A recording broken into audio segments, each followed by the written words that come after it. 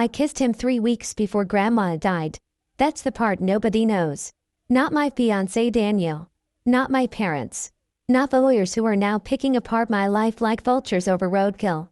They think this is about money, about me manipulating an old woman on her deathbed. They have no idea what I actually did. His name was Marcus. He worked at the care facility where Grandma spent her final months. 28, shoulders like a swimmer, the kind of smile that felt like a secret just for you. I started visiting Grandma every single day after Daniel proposed, partly because I loved her, partly because the ring on my finger felt like a countdown timer to a life I wasn't sure I wanted.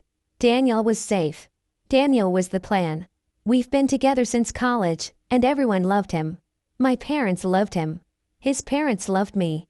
We had the venue booked, the deposit down, 200 people expecting to watch me walk down an aisle in 8 months. But Marcus asked questions Daniel never did. About my photography, about the trip to Iceland I'd been dreaming about since high school, about why I looked so tired all the time. And when he touched my hand while reviewing Grandma's medication schedule, something inside me cracked open like an egg. It happened in the supply closet. I'd stayed late one Thursday, long after visiting hours, because Grandma had been agitated and I didn't want to leave her.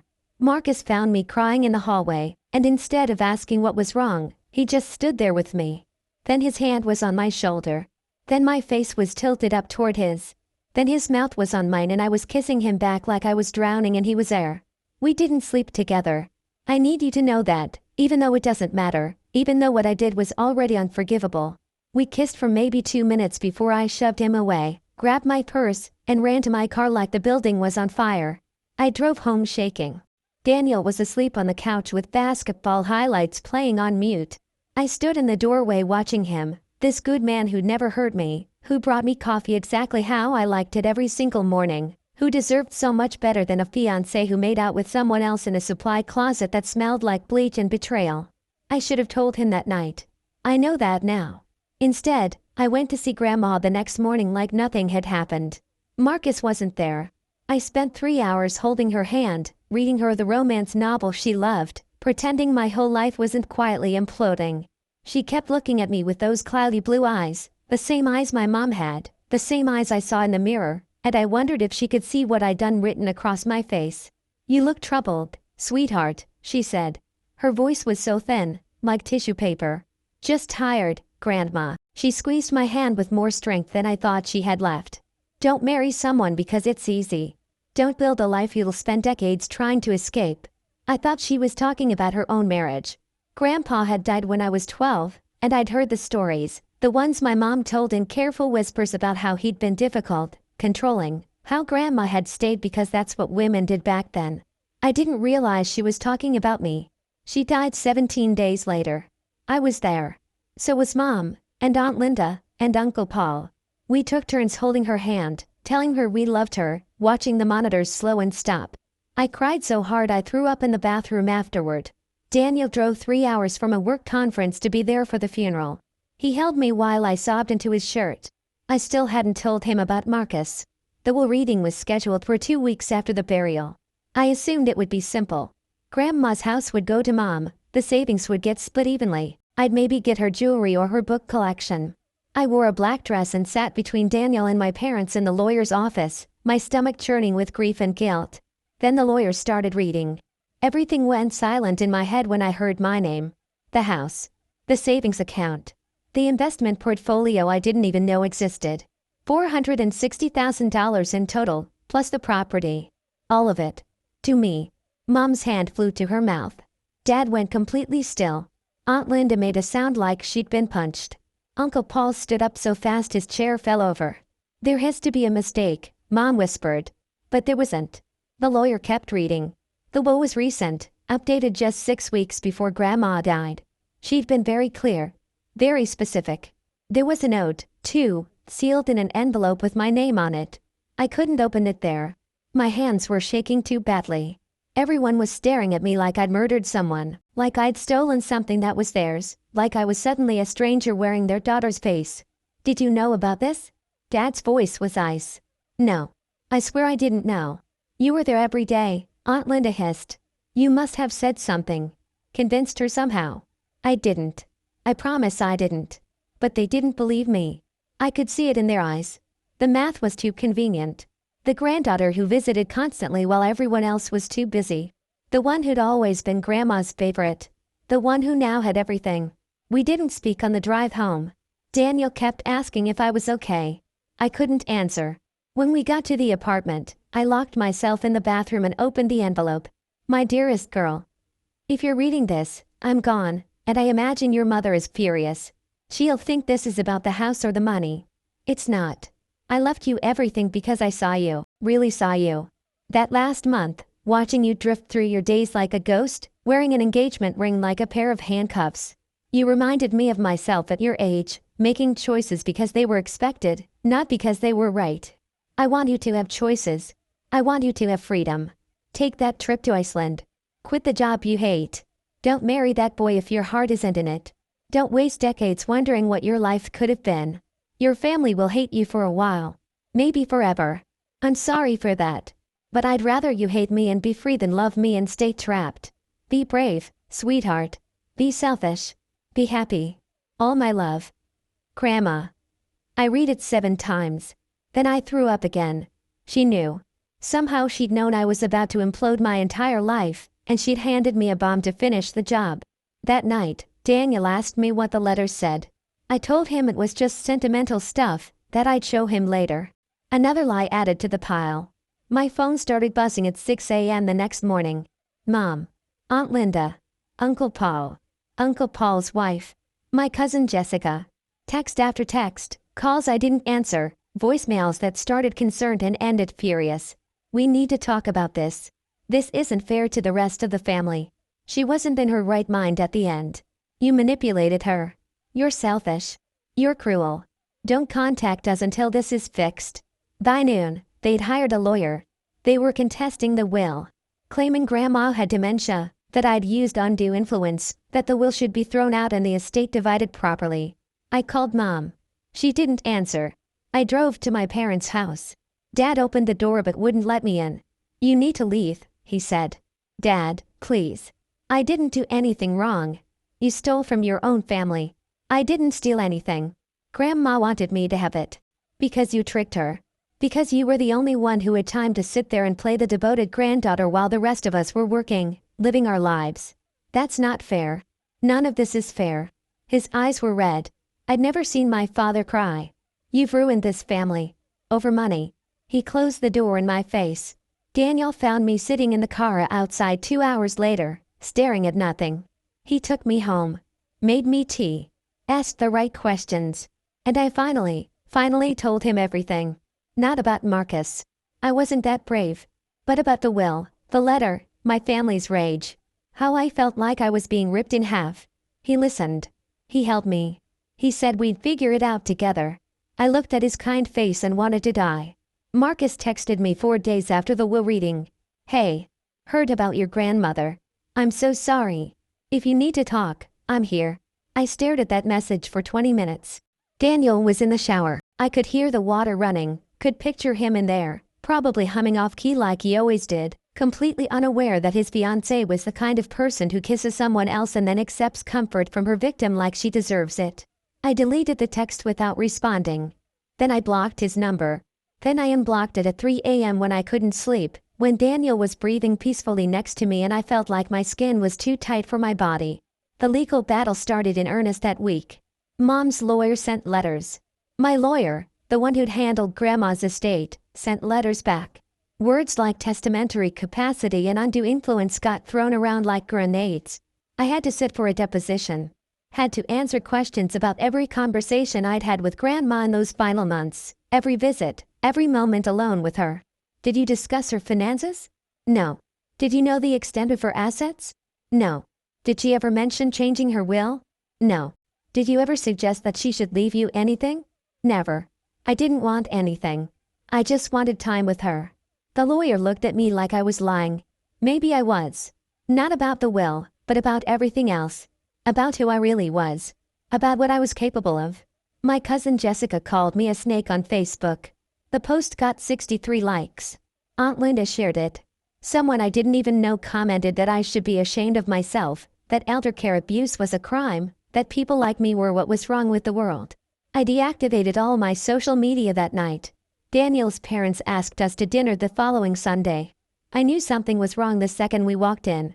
His mom had that smile, the tight one she used when she was trying to be polite but was actually furious. His dad wouldn't look at me. We made it through the salad before his mom set down her fork. Daniel told us about the inheritance situation. "Mom," Daniel said, warning in his voice. "No, honey, we need to discuss this. It's going to affect the whole family." My whole body went cold. "What do you mean?" His dad cleared his throat. "We're concerned about how this looks. The legal battle, your family contesting the will. We've worked very hard to maintain a certain reputation in this community." "My reputation," I said slowly. "The situation is complicated," his mom jumped in. "We're not saying you did anything wrong. But perception matters. And right now, the perception is that you manipulated an elderly woman for money. That's not what happened. We know, sweetheart. We know. But other people don't. And with the wedding coming up, with our friends and colleagues invited, we need to think about how this affects everyone." Daniel's hand found mine under the table. "Mom, Dad, can we not do this right now? We're just suggesting," his dad said carefully, "that maybe you two should postpone. Until this is all settled. Until things calm down." I looked at Daniel. He was staring at his plate, jaw tight, that muscle jumping in his cheek that only showed up when he was really angry.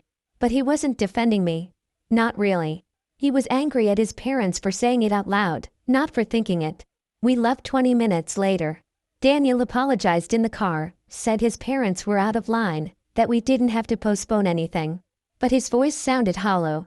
Like he was reading from a script he didn't quite believe. That night, I couldn't breathe. Couldn't think. Daniel fell asleep around midnight, and I lay there in the dark feeling like I was being buried alive. The walls kept closing in. The ring on my finger felt like a shackle. I got up. Got dressed. Drove. I didn't mean to go to Marcus's place. I didn't even know where he lived. But I found myself at the care facility, parked in the lot where I'd parked 100 times before, and he was there. Night shift. I watched through the glass doors as he walked past the reception desk, and before I could stop myself, I was out of the car, through the doors, standing in front of him like a ghost. "Hey," he said, surprised. "I thought you blocked me." I did. "So what are you doing here?" I didn't have an answer. Didn't have words. I just stood there, shaking, and he took one look at my face and led me outside, away from cameras and curious night staff, to a bench behind the building where employees took smoke breaks. "What's wrong?" "Everything. Everything was wrong. My family hated me. My fiancé's parents thought I was a con artist. I was about to marry someone I wasn't sure I loved while inheriting blood money from a grandmother who'd seen straight through me. And the only person who'd made me feel real, actually real, in years was this man I barely knew, this mistake I'd made, this thing I couldn't undo." I told him about the will. About my family. About the lawyers and the Facebook posts and the dinner with Daniel's parents. I didn't tell him about Daniel, about the engagement, even though the ring was right there on my finger, catching the parking lot lights. He listened. And when I was done, when I was crying and angry and so tired I could barely hold my head up, he said, "You know you don't have to keep doing this." "Doing what?" "Living a life that's killing you." It was almost exactly what Grandma's letter had said. Be brave. Be selfish. Be happy. "My grandmother gave me all this money so I could be free," I whispered. "But I don't feel free. I feel like I'm drowning." "Maybe you're free and you just don't know how to swim yet." He was so close. I could smell his cologne, the same scent that had been in the supply closet. My heart was pounding. Every rational thought in my head was screaming at me to leave, to go home, to stop this before it went any further. I kissed him again. This time it wasn't 2 minutes. This time it didn't stop. This time I followed him to his car, and then to his apartment 6 blocks away. And I didn't think about Daniel or my family or Grandma or the life I was supposed to be living. I just wanted to disappear into someone who didn't expect anything from me except this moment, this choice, this catastrophic mistake. I didn't get home until 4 a.m. Daniel was awake. Sitting in the dark living room, phone in his hand, face illuminated by the screen. "Where were you?" My mind went blank. Every lie I'd ever told felt inadequate for this moment. I couldn't sleep. I went for a drive. For 5 hours. I needed to clear my head. He stood up. Turned on the lamp. Looked at me, really looked at me, in the yellow light that suddenly felt like an interrogation room. You're lying. I'm not.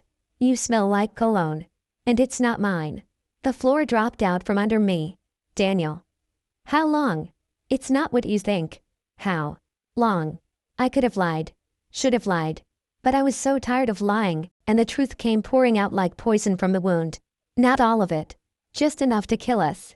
The kiss 3 weeks ago. Marcus. Tonight. I didn't tell him about the sex, but he knew. I could see it in his eyes, the way they went dead, the way everything that had ever loved me in that face just switched off like a light. Get out. Daniel, please. Get the fuck out of my apartment. I'd never heard him swear at me.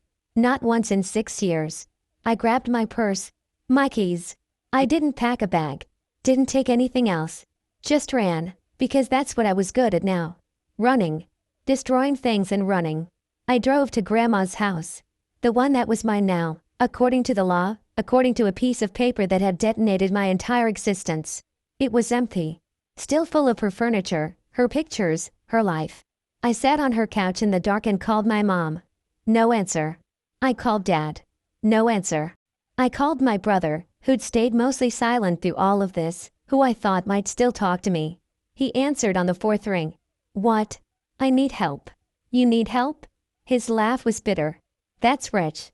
Daniel and I broke up. Good. He dodged a bullet. Please. I have nowhere to go. You have a whole house, apparently. The one you stole from your family. I didn't steal it. You know what? I don't care anymore. I'm done. Mom's done. We're all done. You chose money over family. Now you get to live with that choice. He hung up. I sat in Grandma's house, in the dark, in the silence, surrounded by everything she'd left me, everything that was supposed to set me free. And I realized I'd traded everyone who'd ever loved me for 4 walls and a bank account I never wanted. The wedding was supposed to be in 6 months. I destroyed it in one night. My phone buzzed. A text from Daniel. I'm leaving your stuff outside the door. Don't come back. Another buzz. An email from his mom. I'm so disappointed in you. Another. My cousin Jessica on a mutual friend's Instagram. Guess she showed her true colors. Hope the money was worth it. I looked down at the engagement ring still on my finger. Pulled it off. Held it up to catch what little moonlight came through the windows. Daniel had saved for 8 months to buy this. Had asked my dad's permission. Had planned a whole proposal on the beach at sunset because he knew I loved the ocean. I'd kissed another man 3 weeks later. The worst part wasn't that I'd cheated. The worst part was that I'd done it because some broken part of me wanted to. Wanted the chaos. Wanted the explosion. Wanted an excuse to run from a life that felt like a cage even though no one had locked me in it but myself. Grandma had given me freedom, and I'd used it to burn down everything good I had left. I put the ring on the coffee table. Lay down on the couch that smelled like her lavender perfume. Closed my eyes. And wondered if this was what she'd meant. If destroying yourself was just another word for being free. Marcus stopped returning my calls after the 3rd day. I shouldn't have been calling him at all. I knew that. But I was living in a dead woman's house, sleeping in her bed, wearing her robe because I'd only grabbed 2 outfits from the pile Daniel left outside his door. I had no family. No fiancé. No job, because I'd called in sick so many times dealing with lawyers and depositions that they'd finally just told me not to come back. All I had was $460,000 and the man who'd helped me destroy my life. Except I didn't even have him. His last text was short. You need to figure out your life. I can't be part of this. I wanted to scream at him that he already was part of this. That he'd kissed me first. That he'd taken me to his apartment. That he didn't get to light the match and then complain about the fire. But I didn't. Because he was right. This wasn't his fault. None of this was his fault. It was mine. The legal battle dragged on. Depositions. Motions. My lawyer kept assuring me we win, that Grandma had been of sound mind, that the will was ironclad. But winning didn't feel like winning anymore. Every document filed was another brick in the wall between me and my family. Every court date was another headline in my personal apocalypse. I saw Mom at the courthouse once. We were 40 feet apart, waiting for the elevator. She looked smaller than I remembered. Older. There were lines around her mouth I'd never noticed before. She looked right through me like I was a stranger. Like I was nothing. I opened my mouth to say something. I'm sorry. I love you. Please. The elevator came. She got on. The doors closed. I stood there for 15 minutes before I could move again. Daniel changed his relationship status to single 2 weeks after I left. I only knew because a friend texted me a screenshot, asking if I was okay. I wasn't friends with this person anymore by the end of that day. Wasn't friends with anyone, really. People picked sides. Daniel's side had better optics. His brother sent me a message, "You destroyed a good man. Hope you're happy with your blood money." I wanted to tell him I wasn't happy. That I'd never been less happy. That the money sat in an account I couldn't touch without feeling sick. That I'd give it all back if I could have one conversation with my mother. One meal with my dad. One text from Daniel that didn't hate me. But I didn't. I just blocked him too. The house felt haunted. Not by Grandma, but by the ghost of who I used to be. The version of me who had a family. A fiancé. A future that made sense. I'd walk through rooms and remember Sunday dinners, Christmas mornings, birthday parties. Every memory had people in it I'd never see again. I tried to use the money the way Grandma wanted. Booked the trip to Iceland. Cancelled it 3 days later because the thought of taking a dream trip alone made me want to die. Looked at photography classes. Closed the browser. Started a dozen projects and abandoned them all. Grandma had wanted me to be free, but she hadn't understood that freedom without people to share it with is just isolation with better furniture. The Wilkin test was dismissed 4 months after her death. My lawyer called with the news, triumphant. The judge had reviewed everything and found no evidence of undue influence or diminished capacity. The estate was mine. Legally. Officially. Forever. I said thank you and hung up and cried for 3 hours. I'd won. And I'd lost everything that mattered. My phone rang that night. Unknown number. I almost didn't answer, but something made me pick up. Hello? Silence. Then breathing. Hello? I said again. It's me. My brother's voice. Quiet. Strained. Hey. My heart was pounding. How are you? Don't do the small talk thing. Okay. More silence. I waited. Let him take his time. Mom had a stroke. The room tilted. What? Last week. She's stable now, but it was bad. She's going to need help. Physical therapy. Someone with her full time for a while. Is she going to be okay? Probably. Doctors say she got lucky. He laughed, but there was no humor in it. Gad's a mess. Aunt Linda's trying to help, but she's got her own stuff. We're all scrambling to figure out care, trying to pool money together for a nurse. I understood what he wasn't saying. What he was asking without asking. How much do you need? I'm not calling for money. Then why are you calling? He was quiet for so long I thought he'd hung up. Then, because she asked about you. When she woke up. First thing she said was your name. I couldn't breathe. She won't admit it, he continued. When she's fully conscious, when Dad's around, when anyone mentions you, she acts like you're dead to her. But when she was scared, when she thought she might die, she wanted you. Can I see her? No. Please. Dad would lose it. And she'd just deny it afterward anyway. She's not ready to forgive you. None of us are. I didn't do what you think I did, didn't you? Grandma left you everything because you were there. Because you showed up. And maybe you didn't ask for it, but you took it. You could have contested the will yourself. Could have split it with everyone. Could have done the right thing. She wanted me to have it. She wanted a lot of things. Doesn't mean they were fair. He was right. I'd known it all along, deep down. Legally the money was mine. Morally, it was theft. I'll set up an account, I said. For Mom's care. Transfer whatever you need. We don't want your money. I know. But you need it. And this is the only way I can help. It doesn't change anything. I know. We're still not talking to you. I know. He hung up. I set up the account the next day. Transferred $50,000. Sent my brother the information with no message attached. He didn't respond, but the money got used. I could see it in the statements.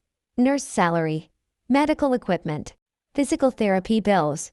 I was buying back scraps of my mother's life with the inheritance that had cost me her love.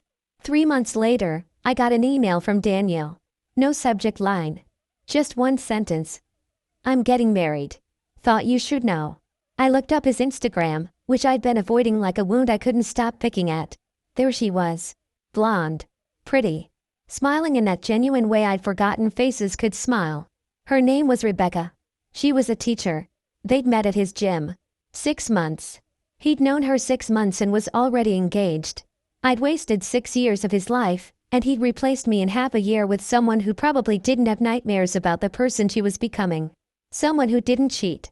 Someone who didn't blow up her entire life for no good reason and then wonder why she was standing in the rubble alone. I typed out a response 17 times. Congratulations. I'm happy for you. You deserve this. I'm sorry. I'm so sorry. I never sent any of them. The house sold for more than it was worth. Market was good. Buyer was desperate. I took the money and moved into a tiny apartment on the other side of town. Somewhere no one knew me. Somewhere I could be anonymous. I donated half the inheritance to the care facility where Grandma died. Set up a fund for families who couldn't afford memory care. The director sent a nice letter. Said Grandma would be proud. I didn't think Grandma would be proud. I think she'd be devastated to see what her gift had cost me.